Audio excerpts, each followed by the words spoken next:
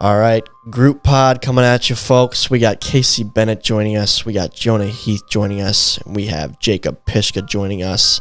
And in us, I say Jack Agner and myself, Tommy Coughlin. I am back after I was out last week on a work trip, which I have a funny story from in this podcast. Back in the studio, bringing you guys an episode breaking down the St. Louis series, which was a great little sequel to what we did there 2 years ago with the Gateway Grizzlies.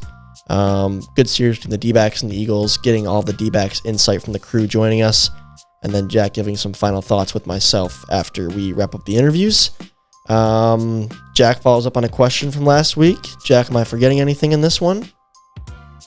Nope, I don't think so. We give you guys an update on our 9-inning, 9-dog challenge with my back up against the wall right here. So stick around for that. But yeah, great interview with the D-backs guys. Fun chopping it up with them as always. Another great pod. Another great pod. This is the Pipe It Up podcast. Cue the intro.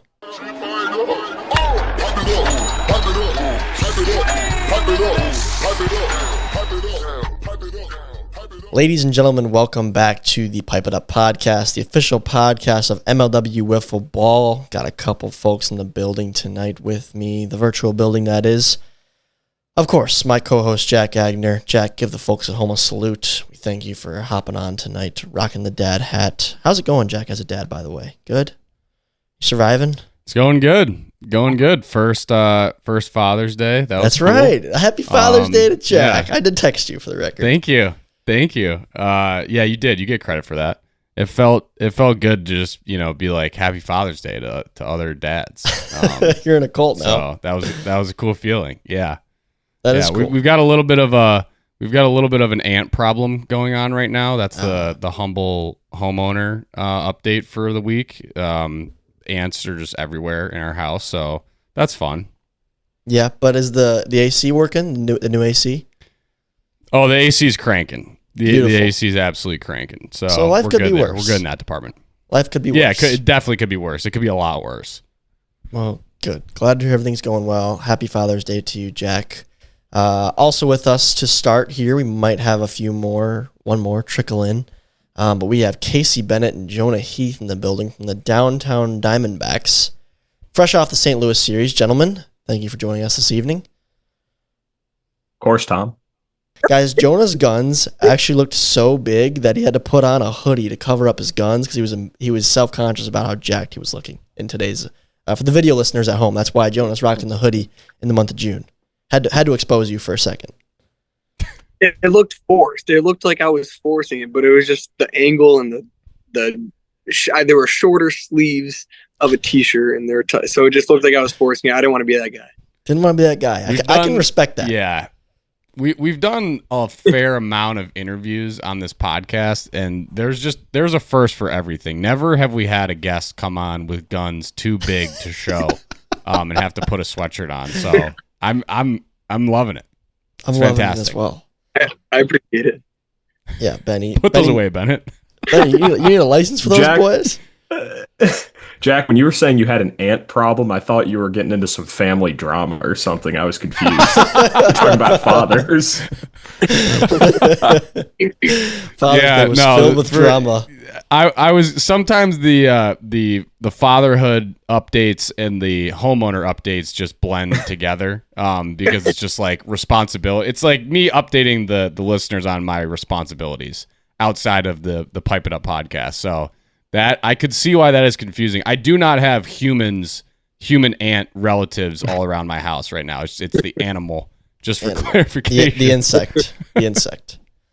Good. Well, thank you for clarifying. Great to be with the boys. I love a good group pod. Hopefully PB can handle the edit in a few-day window here. But we'll stay on task. We'll stay focused. We want to hear about the St. Louis series. Jack and I, it was a great one to watch. Weather looked beautiful. The games had a lot of late drama. But what was this one like, boys? What was the day like, and how did it compare to your previous out-of-state experiences? This one was different because this was the biggest crowd, at least for me, that I've been in front of playing wiffle ball. I think Vermont last year had a decent crowd, but it definitely fizzled out because it was so late at night. So this one we had a big consistent crowd the whole time. It was pretty cool. It was a really cool experience, actually. Just just interacting with the crowd and feeling the pressure on from all the eyes on us was thrilling. It was fun. All right, Benny. It was a really fun day. I mean, I'm not living in Michigan this summer, so good to spend a weekend with the boys. Big crowd, Jonas said. A couple of kids asked for my cleats and my bat, so that was interesting. They told me that RJ Walgate gave them the Cobras bat a few years ago, and that apparently was a problem. But the series itself, it was electric. That's a very classy move from RJ to give him the other team's bat. I gotta say, well done, RJ. I know you're listening to this podcast, so yeah, that is. I was also not ready for that, Casey. The first like big out of state series where all the kids are just asking for your stuff, like they just want your stuff. Like it's not like they want the autographs too, but they're really interested in like tangible.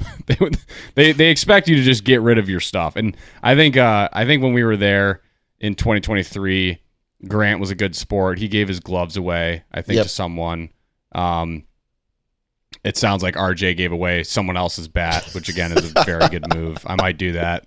That's classic. But yeah, I was also not ready for that. Were there any like funny travel stories? What was the Diamondbacks? The dugout, the room situation, the hotel room. There's got to be some good stories coming from this clubhouse. There's a great story, and Joan is going to tell it. Oh boy, I'm ready. The great story, and I'm not promoting this to anything. I'm just going through what happened. I hit a 10-leg parlay throughout the whole. But it started while we were in the van, and it went all the way until like about probably 1 a.m. when it finally cashed. It came down to the Padres to win, and I forgot who they were playing.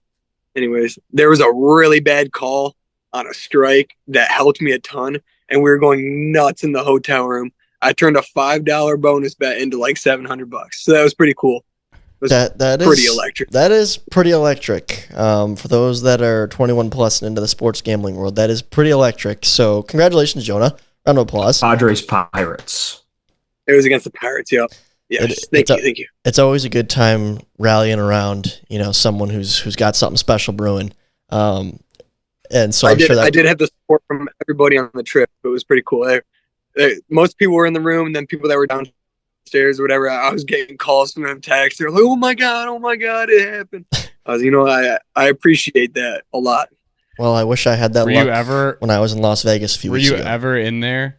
Sorry, Tom. Oh, you're good. In the out of the 10 legs, I mean, when you got to like 6, were you like, maybe I should cash this out, or was it just ride or die the whole time? My original thought was like, I did check it. So like I checked it, and like the first few like looked good.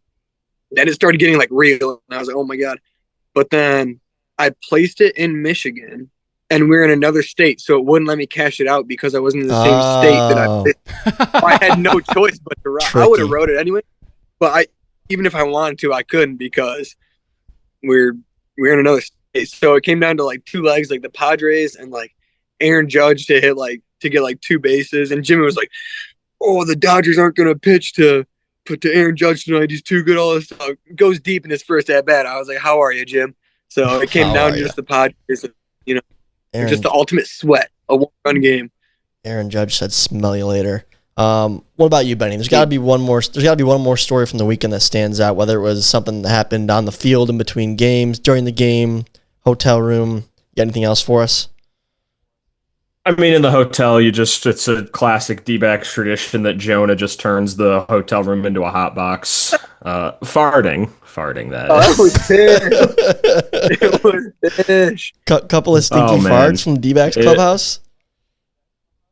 Yeah, it was just brutal. But also, I did something for the first time, including Jonah. Jonah was cupping me in the hotel room, getting the blood flowing for the first time. Oh, explain that. I know what you're talking about. This is like a therapy thing. Explain that. I know what you're talking about, but for the listeners, that taken out of context could maybe be weird. So please explain. Explain that one. I had like what I say, hammy tightness, Jonah? You did have some hamstring issues, the night before the game. Yeah, and Jonah, before every series, Jonah does what we call, Jonah gets me right. Jonah stretches me out, does some work on my legs. He's a big athletic trainer guy. But yeah, more on cupping, Jonah. Oh yeah, cupping's like a form of like physical therapy that helps promote blood flow and decrease inflammation. So just try to loosen up some of his joints and get some tension off his hamstring for him. Did it help? It did. Tom, I'm getting old like you. Yeah, everyone's old man. Everyone's old man Tom now. That's what I said on this podcast earlier this off season. But sorry to hear it got a little stinky. Was there how many guys in that room? 4 rooms? 5 guys? 4 guys? 6? 5 guys. Sully got his D-back team initiation for sure. Oh, I love that. I want to say it was Vermont 20. No. The Eagles played in Vermont. It was 2023, I want to say. Yeah. I think when I stayed with them. We played the years surrounding. Yeah, I think so. But anyways, I was in the Eagles hotel room. I think it was that weekend. That was one of the stinkier hotel rooms I've had to stay in. And I was on the floor and I wanted to die. But I survived. A lot of stinky guys in that room. You were on the floor, Tom? I'm always on the floor, Bennett. I was always the one falling on the sword for the fellas. I wanted everyone else to be comfortable. If I had to be a little uncomfortable, it was okay. Tom, Jim showed me the video like 10 times from when you visited me at college, and you're on the floor and he's talking to you and your head just pops up. I forget what you say. What did he say? I say something. I'm like, I'm going to bed. I forget what happened, but I do remember that. This is what the Pipe It Up listeners come for us to rank the stinkiest hotel rooms we've had on our travel trips. D-backs got the top 5. This is just A-list podcasting right here. Jack, that Vermont trip that I'm referring to, I think it was Eagles versus Wildcats, was a stinky one because it rained real bad. So everyone's shoes and socks got soaked. Yeah. Including me. No, that plays a factor. And I brought 1 pair of shoes on that trip. So I'm not kidding you. We had an early flight. I got up at like right when the Walmart opened. That was like 2 miles away. I got up, drove to Walmart, and bought new shoes to fly home in because I was that disgusted with myself. Like mine were nasty, totally soiled. They were nice shoes. I think they were Adidas NMDs. I had them for a few years, but completely soiled them. And I went to Walmart, got myself a $15 pair of shoes, and I still use those up north to work out in to this day. So I'm still getting my money's worth out of them. Do you guys remember Brendan Baker? Of course. Old photographer, yeah. We had him in our SoFi hotel room the first time we ever met this guy. And it's just me, Jimmy, Jonah, and Mike, and that poor guy. We're just letting it. You guys were on one that trip. You guys as a team were, remember the airport, Bennett? You guys were I was so embarrassed. And we were grown people. I almost left my phone. Old. I know you almost left your phone in the airport, but we were sitting in the corner of the airport, like at our gate, and it was like Jonah, Shima, Jimmy, myself, and I think you. I think Trey was on a separate plane. But literally, I had to apologize to this woman because these 3 were just laughing and giggling like schoolgirls, Jack. And I'm like, I'm sorry. Like, I don't know what to tell you. And she's like, you guys are fine. Keep having fun. We had the giggles. You had the giggles. It all started at the In-N-Out, Jonah. It started at the In-N-Out. Shima filled up Gus's hoodie with all the fries. And then Gus found out, and Shima said, it wasn't me, even though he saw him put it there. And until we boarded the flight. Yeah. This is the D-back shenanigans, Jack, that I think the fans of this podcast are well aware now of the amount of shenanigans that goes on in the D-backs clubhouse, which is a very good team, which makes it even funnier because I feel like half the time they're just goofing around. Yeah. No, we're well aware. I guess speaking of wind, was the wind a factor in this series? Like Jimmy struggling to locate, we saw some scenes of it being kind of windy in the background. Like, How big of a factor did it play? Speaking of breaking wind, I think it must have played some kind of factor. I wasn't pitching, but like just warming up and throwing, I could feel it. But there was like, so like the shape of like the stadium, I feel like where the fans were, there was like a big, like a second level. So it kind of was like blocked there. But then the wind swooped around it and came right across like halfway to the plate. I feel like is where it started to pick up. So it was a weird spot for the wind to blow across. Hmm. So it was weird. Interesting. So it wasn't too much of a factor with like the home runs then, but more so just like the pitching. I think it probably affect more coming towards the plate than like once it gets past the pitcher. Interesting. Well, yeah, Jimmy definitely struggled to find it there, especially in the first inning. Walked in, I think, 4 runs. Obviously, at that point, you still had Sullivan in the pen, who had a good first slate. This is kind of what I predicted, actually. I was like, I think Sullivan will throw game 2 and game 3. I thought maybe he'd go game 1, but like, what was Jimmy? I'm curious about Jimmy's like demeanor. How was his demeanor when he was struggling to find it? Did he ever waver? Did you guys have a conversation about maybe bringing in Sully earlier, or what was that like? You did end up losing that first game. I feel like being out there in the field with him, like I've known him my whole life and played with him my whole life. I feel like I know like if he loses confidence in himself, or like if he's having his own issue, like other than what we see, we have a look, like there's a way we can tell, or I can tell, but like he never looked like he was like not confident. It just, things weren't going his way, but I think he still instilled confidence in himself and in me that he would be able to figure it out, and in which he finally did. It took a second, but I never thought he was going to take himself out or anything like that.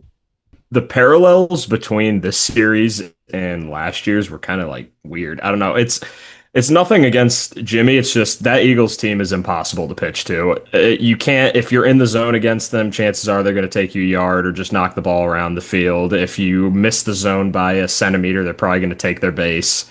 They're just an impossible team to pitch to. Yeah, they are very disciplined. I guess, let's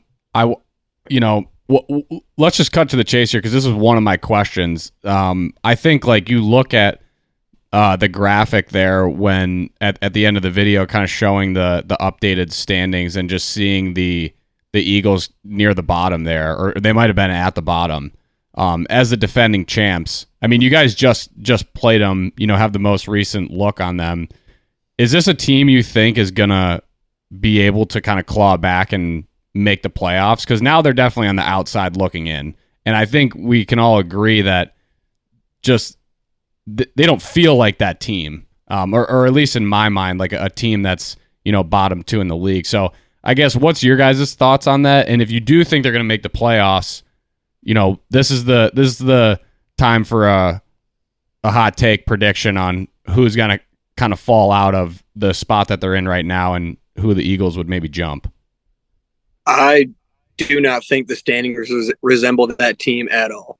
They're so good. I think, early in the year you get some unfortunate bounces here and there, and all of a sudden your record looks bad like that. But I think there's still so much time for them to turn around and make a run. But we kind of did the same thing after we won our first World Series too. We started off the next year in last place, not looking like we were going to make it, but we kind of got back to our winning ways. So I feel like it could definitely be possible for them to do that too. They're a really good team over there. Yeah, I mean, what's weird, fellas, is, and this has happened before. This isn't to say this has never happened, but I'd say now more than ever, with the divisions being combined and the amount of parity, the amount of veterans that are everywhere, the new draft class being so talented, the reality is I think at least one team who misses the playoffs this year is going to be a team that is a good team. I'm not saying they're like World Series contenders per se, but I think you could easily see like a 7 seed being eliminated, and that team maybe had a series 2-1 versus the team that's seeded number 1. You know what I mean? It's just the parity so strong that it's going to be a tight race, Jack. The Eagles are 2-4, and they're on the outside looking in. I mean, I think we're 7 series in now, I want to say. 1 left in slate 4. My memory's correct, and we haven't had a sweep yet, right? I know nothing that's been posted yet has had a sweep in it. So that just doesn't happen. We've had slate 1s before where there's no sweeps, but this is a little bit uncanny for MLW. We're used to seeing, a couple teams really stand out early, and I think the Mallards have gotten some love in the polls. The D-backs have a little bit too. The Preds, but I don't see a clear standout team and a clear team at the bottom, even if that's where they sit in the standings. It's just finding ways to win this year is more important than ever. It reminds me a lot of a wild card race in the MLB. It's just tough. Every game counts, even though it's a long season. 100%. Any comment on that, Casey? Yeah, there's so much talent in this league, and it does suck that at the end of the year there's going to be a team or two that we think's really good and probably has a chance to win the World Series that just doesn't even have the chance, doesn't make the playoffs. The Eagles, in my mind, should still be looked at the best team in the league. They've been to the World Series the last 2 years. They've knocked us out the last 2 years in the playoffs. I mean, you can't take them lightly. I expect to see them in the playoffs. Yeah. Okay, I like that's a take. I love someone who's not afraid to give a take, and that's a take, saying they're still, the best team or one of the best teams in the league. So I like that based on their 2-4 start. We also have Jacob Pishka now joining us. Round of applause for Jacob from Editor PB. Pish, congratulations! What's You hit a up? couple Sorry home for being runs. late. What's up? No, you're good, man. Glad to have you on the show. And nice to see you play at a pretty good series out there in St. Louis. How'd that feel? Well, yeah, it felt great. Obviously, after slate 1, I needed that.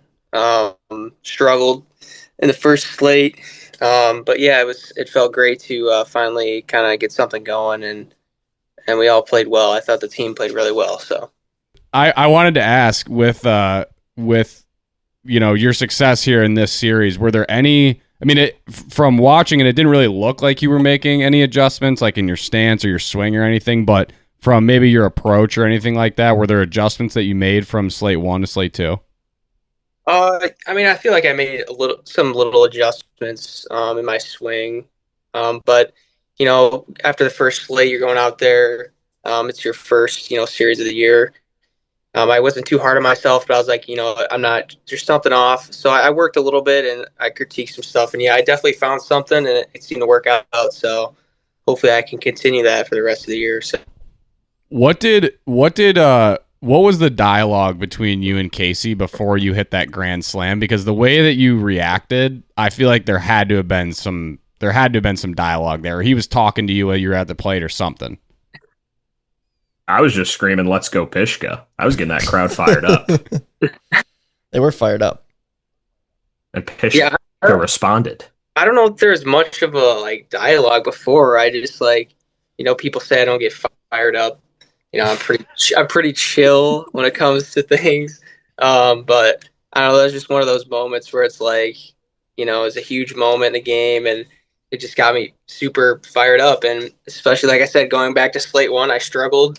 And that was just one of the moments that broke me out of it. So it's it just got me really fired up for the team and for myself. So I like that. I was funny how Jimmy was mic'd up for that whole thing. Obviously, I enjoyed that, just hearing his dialogue around the bases, and then after he gave you a high five at home plate, and he's like, "I've never seen him like that. I've never seen him like that."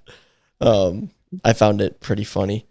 But Pish, you always perform good in front of the crowds. You hit your first career bomb, I think, at the series in Detroit. Remember that a couple years back? That was pretty electric. Yeah, that was my first series. That was my first ever MLW series. Yeah. I know. You came over and we had a slumber party that night. Remember? Oh yes, I remember. Good times. Was that the genesis of Tommy trying to get Pishka onto the Mallards? Was it that night? Yeah, from day one, Jack. I was trying to wine and dine Pishka. I invited him to the house. He slept on the couch and tried to build a... There's your first mistake. You put him on the couch. Well, I wanted to sleep in my bed, so Pishka had the couch. Sorry, Pish. But I think I gave him a Celsius for the drive home. I tried to really butter him up as the salesman that I am, and I failed to do so. What are you showing us, Bennett? Bennett's got his phone out. He's showing us hype Pish. Hype Pish. He's showing the emotion. He's showing the emotion from Pish. There was a couple. That's got to be in a Discord meme somewhere. There was some fist pumps. There was some yelling. I loved it. I like to see the emotion. I'm not one to be. I like to see emotion when emotion is called for. I think sometimes it can be overkill when guys are screaming all the time, but that's a moment that warrants. Sawyer. Yeah, I didn't say that. That's a moment that warrants a good celebration. You know what I mean? That's my opinion. yeah. I think the Diamondbacks, you guys all do a pretty good job of doing what you just said, Tommy, like showing emotion when it makes sense to and not being like over the top. Even like Sully, I saw Sully, showing some emotion out there. First year in the league, a lot of guys I feel like are either over the top or they don't do anything. He seems pretty like even keeled. Like, what would you guys say, I guess, overall fit? Like, from just watching the video, he seems like, player aside, personality, he definitely fits in your guys' clubhouse, like from what I can tell without actually having, met him in person. But what would you guys say through 2 series? Has he kind of overperformed on your expectations, underperformed? Just give us your thoughts on that. I don't know what my expectations were of him. I didn't really have any, but whatever they would have been, I think he's going over. I mean, he's been like unreal. That guy is something else. He's special. He's great on the bump. He gives me all kinds of confidence in the box. He's been great there too. So it's definitely been awesome being able to be in the field behind him and watch him from up close. He's been amazing. I personally, I don't know a ton about like the national wiffle ball scene as much as Jim, obviously, but I mean he can spot talent pretty well, and having another guy coming from the left side that can really get it done on the mound. I mean, Sully is. I had to stop myself before even saying that. Thanks, Bennett. This is. Oh, what? Talking about Jonah being a left-hander? God. Or did I miss an inside joke Jonah's there? a dog still. This isn't a shot at Jonah. I kind of had a similar who thought. Jim is willing to put on the mound more, coming from the left side. We don't have very many lefties in the league anymore. And I mean, Sully's on those on the rise teams, which I knew do really well in the MLW tournament. So I guess I had pretty high expectations for him. And Jim doesn't miss on draft picks. Jonah, welcome to the Wash Club, brother. It's comfy in here, man. He's not washed. Hey, Tom. Yeah, join us. Someone commented on my Instagram that he believes Prime Jonah will return. I believe that Prime Jonah will return also. I'm not giving up on Prime Jonah. Prime pitching Jonah, I don't know about that. Prime hitting Jonah, he's still in there somewhere. There's no. What's that? Go ahead, Jonah. I tell Jim that I'm ready if he needs me on the bump. Hey, game 1 against the Magic. Get ready, Jack. There is no shortage of belief on this podcast. I believe in Prime Jonah. Believe it or not, I believe in Prime Tom and Prime Agner. Okay, we believe. We're not going to stop believing. So if you're ever short of that, just ask for an interview. Come on the podcast. We'll give you some of that. You guys all heard it here first. The Comeback Club. Me, Tom, Bag. Tom, will the gypsy baby. drop ever make a return? I think I've said this before, Bennett, but if the gypsy drop makes a return in this season, it means the Mallards are in a bad situation where we're down like 12-0 in a game, and I need someone to go out there and eat an inning. I got to go out there and put on a brave face and get it over the plate. So let's hope we don't see that this year. We don't need to see. That's like when the position player comes in the MLB. That would essentially be what's going on. Don't want that to happen this year. So I don't think it will happen. I got a lot of good arms in front of me. In fact, I think every arm in front of me is better than me. So we're in big trouble if I have to get on the mound. Let's put it that way. But I had a comment. Oh, Benny, I didn't want to interrupt the conversation, but I want to circle back to you had a little butt-in comment there about Sawyer being too hype. Benny, I'll call you out. Not that it's a bad thing, but you're famous for like right when the series is starting, we're all settled in, like pitcher's ready to go. Then you hear Bennett from the dugout going, "Let's go, Jim!" Like super loud, Bennett. You scream. That's so different on so many levels. That's getting the blood flowing for the series.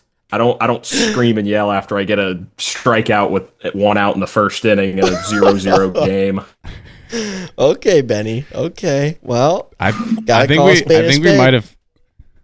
we might have just found our new Numbies plug. We're just gonna go back instead of Drew Sawyer. We're gonna go Sawyer Casey, just back and forth. That's gonna be the next 5 episodes on the Pipe It Up podcast. I don't know if it was deep enough, Bennett. You need to throw some more shots. Start the beef. Start the beef. He was talking too much shade in Peoria this year. Ooh. Do we have a Slugfest? D-backs? Do we have a D-backs Gator series this year? Do we know? D-backs? We do? I'm seeing head nods from Casey. Benny's nodding because he's got it circled on his calendar. I know we play. We play all of the previous NL teams this year. Oh, okay. I didn't know that. So it's like the schedule didn't even really change for us. See, we play the Cobras and the Wildcats, I think, for the Mallards. Don't quote me on that, anybody. But I think that's who we play from the old AL. But the divisions are no more, Casey.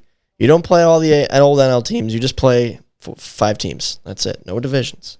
So it is what it is. Tough schedule for sure, though.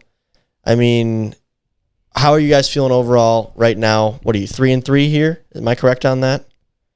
Feeling pretty good, though? Will we see more Sully? I want to leave you with this. Will we see more Sully moving forward? Or do we think Jim is still kind of the guy going game 1?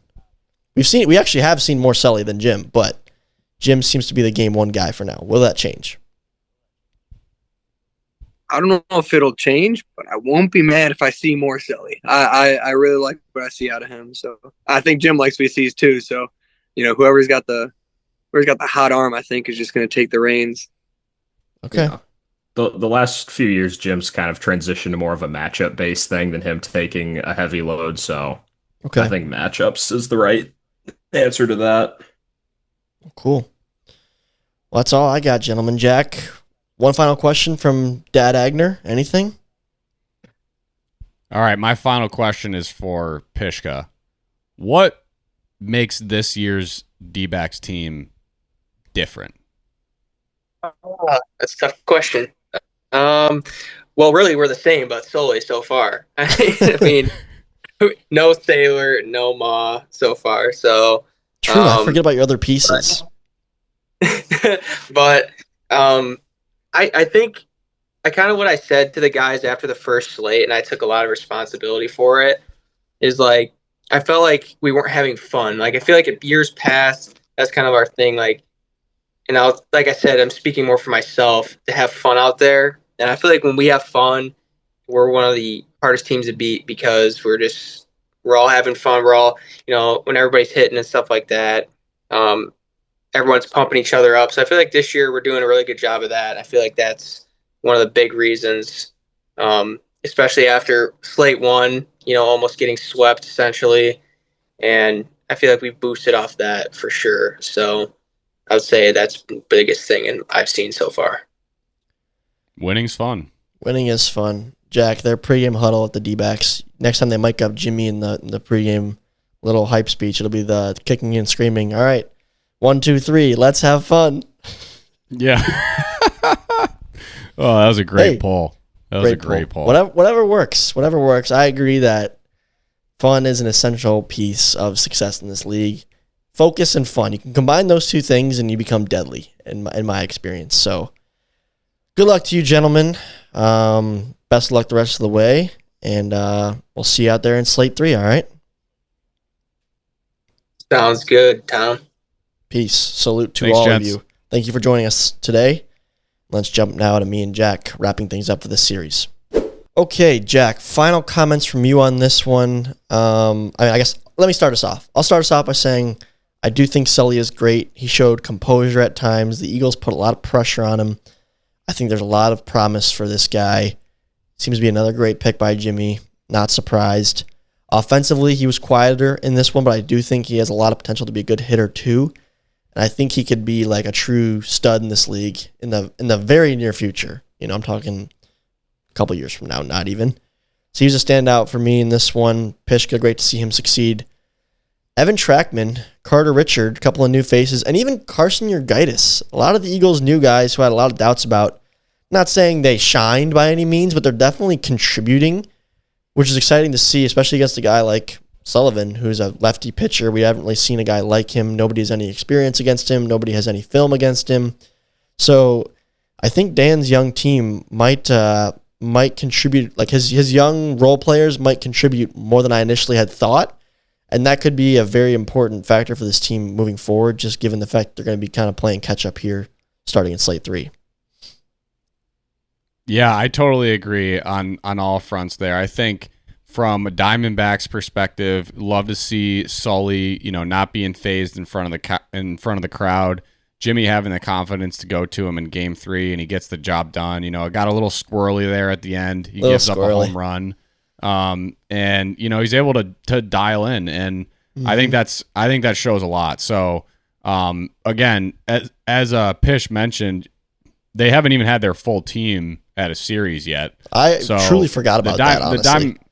I literally forgot about it. And so I think a lot of the viewers probably look at it the same way, where they haven't really seen a full Diamondbacks team. So I think all good for them. As far as the Eagles, I asked them that question because I also feel that their record and just on the graphic just looks wrong. The graphic. Like with the Eagles it's at the bottom, graphic. It's just like, I'm not saying it's a bad graphic. It's a well done graphic, but the graphic itself, it just feels wrong because how good of a team the Eagles truly are. And I think if you said you're 2-4 and you're starting to get your young guys to contribute in like a meaningful way, I think you would take that if you were an Eagles fan, like, because that Dan's going to be there down the stretch. That Dallas is going to be there down the stretch.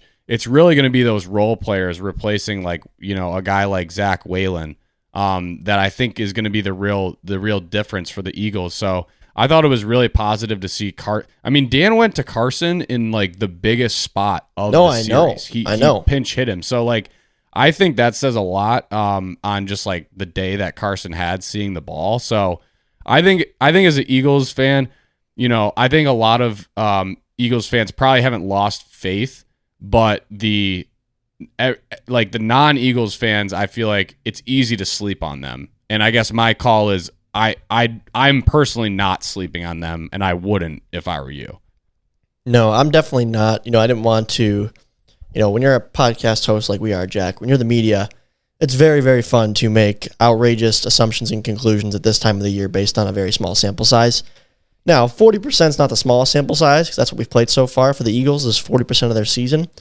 But I think I'll get there, Jack, if we turn the page to the All-Star break and they're 3-6. I'm not there at 2-4. They win their next series. Yeah. That put them at 4-5 at the break. Right there, they sweep a team. They're 5-4. This team is far from out of it. I think after slate 3 is, again, when I'll start making wild predictions and letting wild takes fly, because I think I've seen enough at that point to know who's real and who's fake. But even then, like we've seen teams rebound before, like the D-backs in 2022, I think, when they had a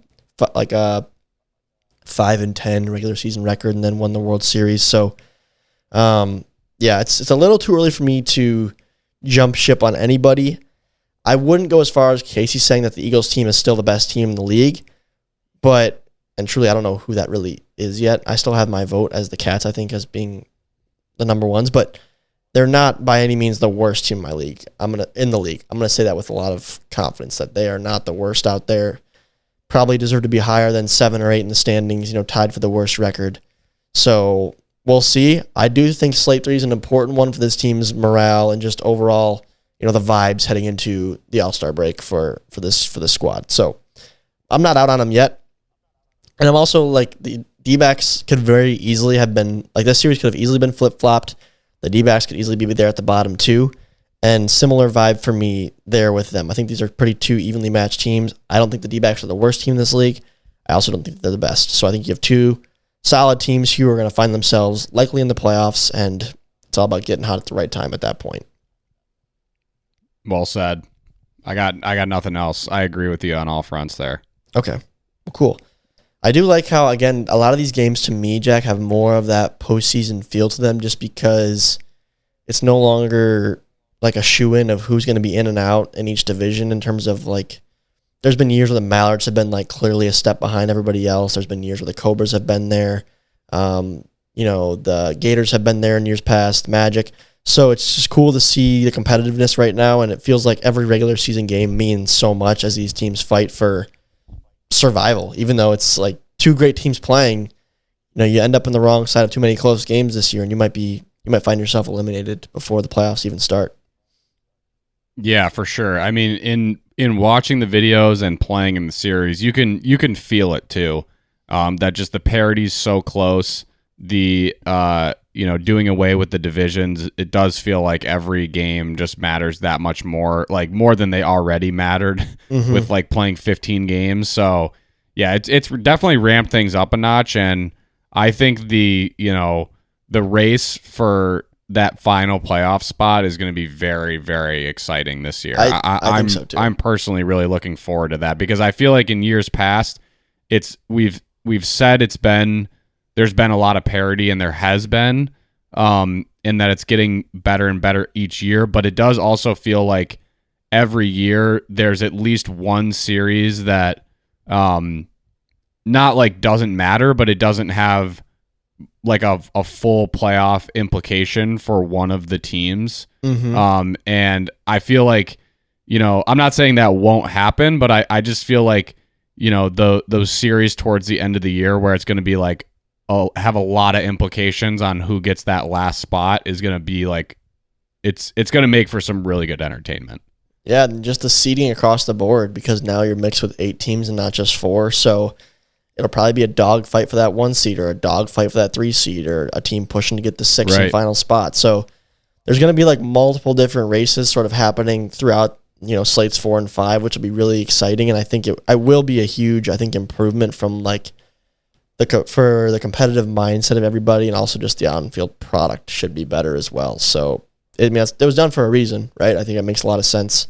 We'll forever miss the NL and AL, but this is a new exciting twist for sure, and I love it. Yeah, 100%. So that's that. Again, 3 series down and slate 4 now. All we have left is the Gators and the Magic. Swagner taking the field this Friday. It's going to be exciting to watch. Hoping to see some fireworks for you, buddy. Pick up the slack from my end in my absence. Comment of the day from this one. Jack, this one's coming after you. Did you read this yet? I did. I'm so glad you picked this one. Okay. So, Rocky Mountain Wiffle Ball League says, after the trivia question about Grand Slams, where Jack Agner is the correct answer, you can hear someone say, Jack Agner, in pure disbelief. And then they said, don't you dare disrespect Swagner like that, dog. PB, please play a screen recording of the clip right now so the video and audio listeners can see it and hear it. I'm hearing a lot of correct answers. It's Jack Agner and Grant Miller. These fans know it. It's I'm so glad you picked this one because I saw this. There was a few people that like commented the same thing, and I didn't catch it at first, but when I went back and listened to it, it's like so glaringly obvious. I didn't notice like, either the first watch through. I don't know if it was a fan or a player. It but might have been a player. I think the same thing. Well, that was what I thought, because it's like there's no. It was whoever said it was close to the mic. Like it was so audible and crisp that. I mean, we've done enough with microphones to know like that person was close to the microphone, and the only microphones out there are like either on people or they're on the cameras. Yeah, so a GoPro mic could have picked that up. It could have been the GoPro. It could have been someone front in the GoPro, possibly. But I don't know. Kyle would maybe have to like let us know how he edited that part. It was so funny, and I don't know if it's. I don't know. I like to think it's the Pipe It Up podcast starting to give me some more respect in the comments, but it feels like it feels like the level of support I've been getting in the comments has been going up as my performance on the field has been going down, which is something to watch. So I do appreciate it. All you people showing me the love and backing me up in the comments. But yeah, that clip was very funny. It was, and I also did not notice it at my first watch through. I had to go back and look for that clip after I saw the comments about it. And I think 100% that Commissioner Kyle Schultz could disclose which camera or which audio source this came from, and that would help us better deem whether it was a player or a fan. But it was just like a Jack Agner? Jack Agner? What? It was so innocent and so good. And I don't know, I didn't talk to Kyle about this, but I would like to think that he probably noticed that during editing, and it probably gave him a pretty good chuckle too. I'm not certain on that. Like, he moves pretty quick, so I'm not sure if he did catch that. But to me, it's like it's too perfect to not notice. So I'm thinking he did probably notice that, which makes me smile thinking about Kyle, like seeing that clip at 2 a.m. as he's going through the process and like giving a quick chuckle and moving on. So I found that pretty funny. Absolute gold. Gold. I'm glad you picked that one. Yeah. And not to add insult to injury here, Jack, after a fan has disrespected you, but this was also a great week for me in terms of our bet. That is now the hot dog 9-inning challenge, I believe. Is that correct? We've decided on that based on the fan feedback.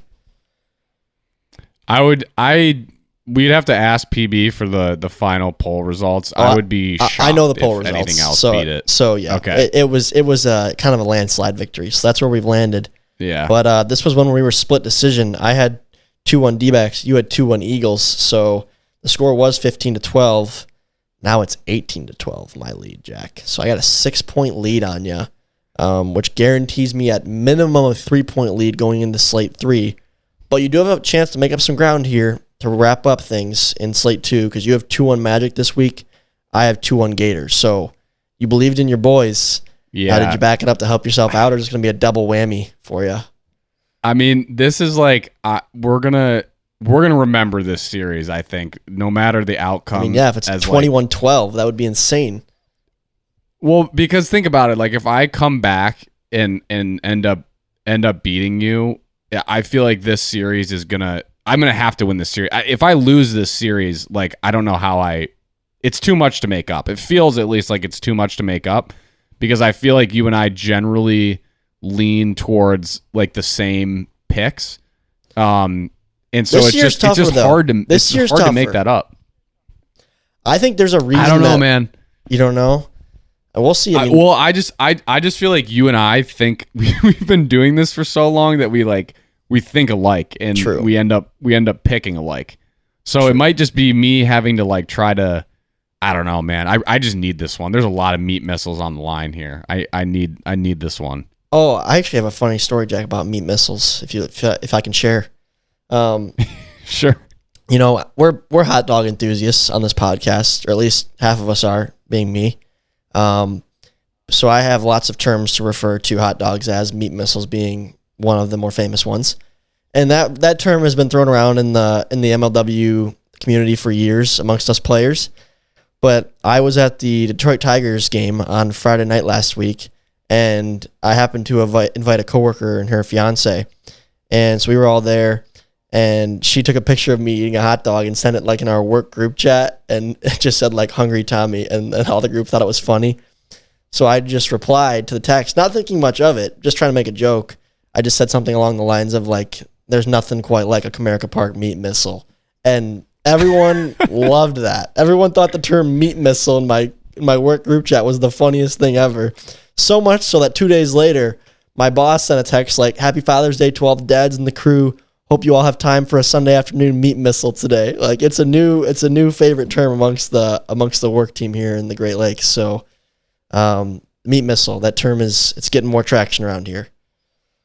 That is a very we've got to come up with some sort of word for that phenomenon where like you have something in your vocabulary from like one of your friend groups, mm-hmm. and then you use it in a setting at work that nobody's heard before, and it's like like you've become accustomed to using it to where like if you and I said meat missile, like it's funny, but like it's not going to. I'm not going to be rolling on the ground laughing because you said meat missile, but like the first time you hear it, you're like, this kid is hilarious. Like, where did he come up with that? Like, that's so funny.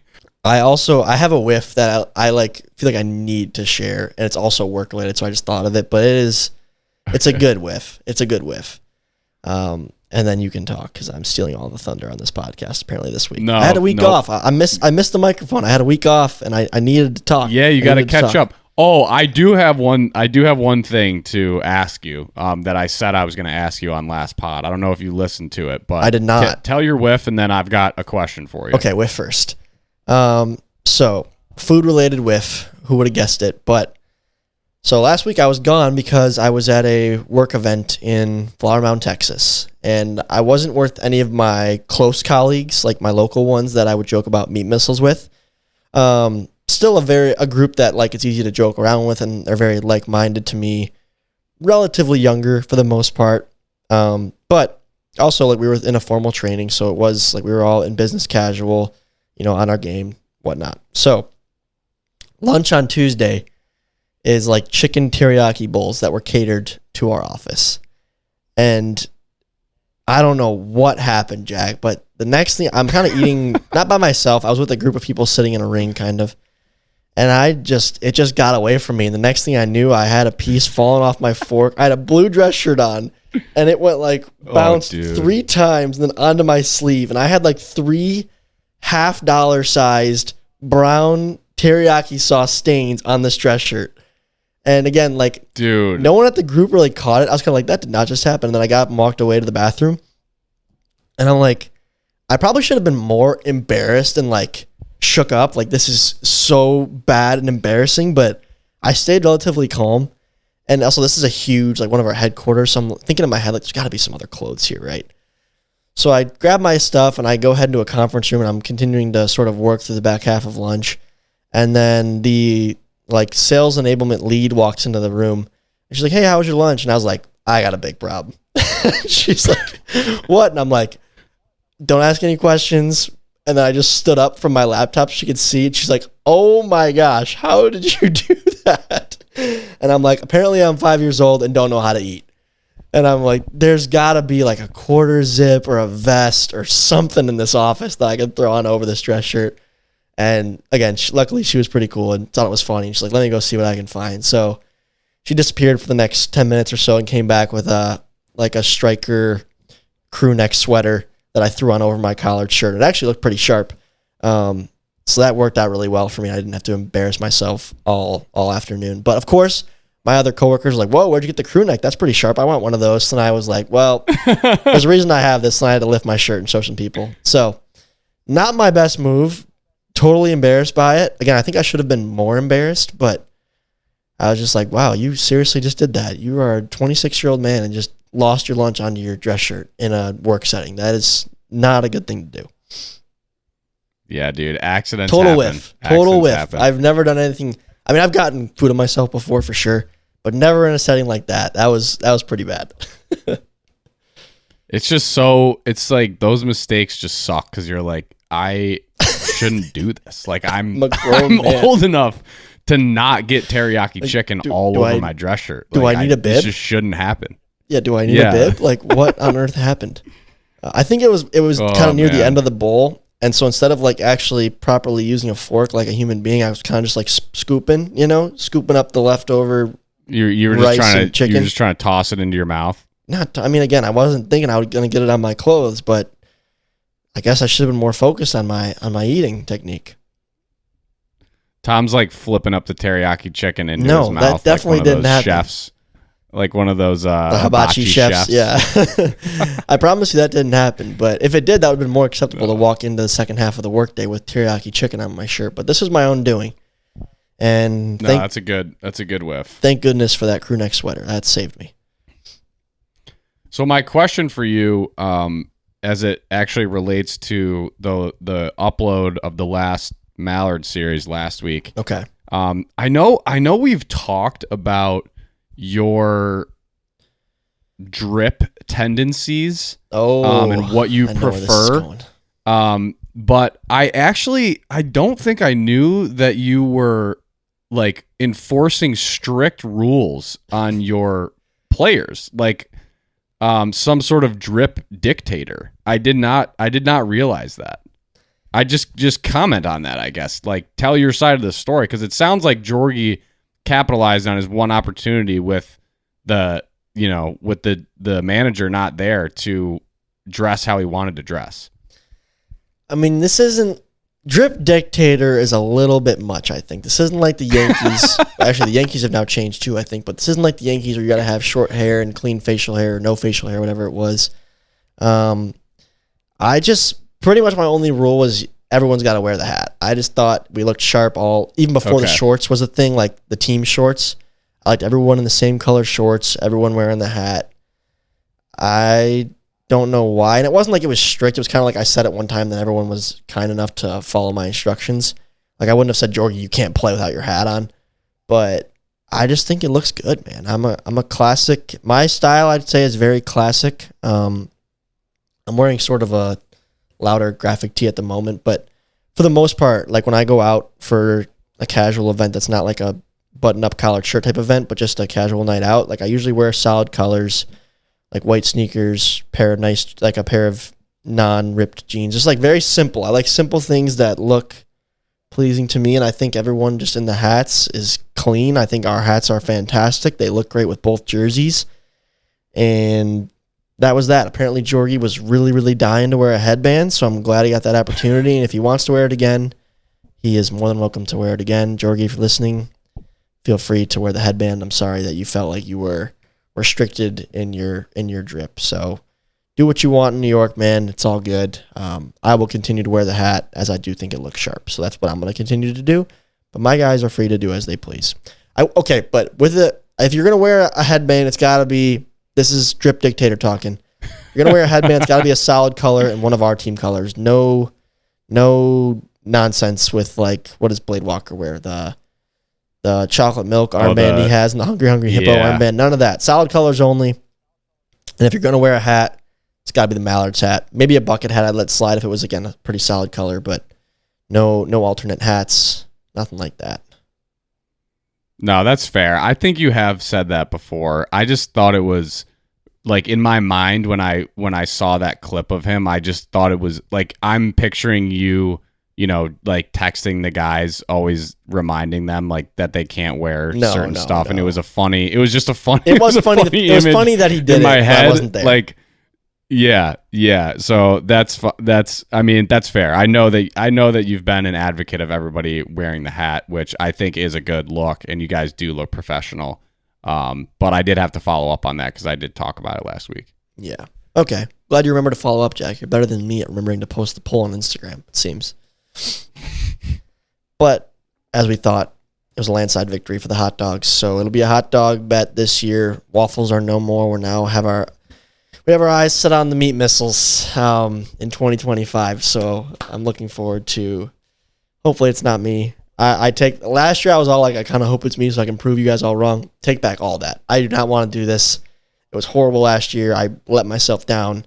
I don't even want the redemption. I'd rather just see Jack suffer and get to laugh alongside him. So, hoping for the Gators to win this week, but of course, I'm rooting for you, Jack. So, I guess it's kind of a win-win for me. Yeah, I mean, Magic need one. Jack needs one here. I'm excited. I'm excited for this upload. Yeah, prayers up. Hoping to see a bangerang. The podcast could really see a ball. We really need to see a ball go out of the yard. It's been few and far between. So we really do. I'll be saying my thoughts and prayers on Thursday night for a bangerang for sure. But yeah, that's all I got this week, Jack. Thanks for joining. That was a fun one. Always good to have a little crew on. Over Zoom, it's not the easiest thing in the world, but fun pod nonetheless. Yeah, we're always dealing with a little bit of internet buffering when you got like 5 people on Zoom. So appreciate you guys, sticking around.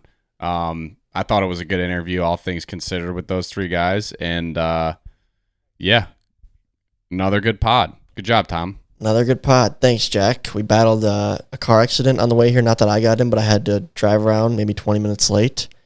Got it done. And now we have our sights set on next week. And then we're 2 weeks away from the New York event, Jack. Long Island Wiffle Ball.